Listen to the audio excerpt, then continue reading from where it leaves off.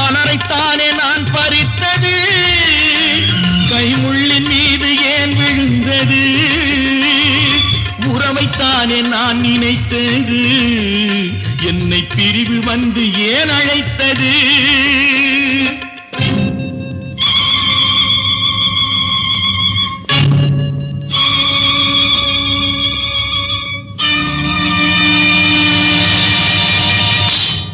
எழுதுங்கள் என் கல்லறையில் அவள் இரக்கமில்லாதவள் என்று, பாடுங்கள் என் கல்லறையில் இவன் பைத்தியக்காரன் என்று. கண்கள் தீட்டும் காதல் என்பது அது கண்ணில் நீரை வரவழைப்பது, பெண்கள் காட்டும் அன்பு என்பது நம்மை பித்தனாக்கி அலைய வைப்பது.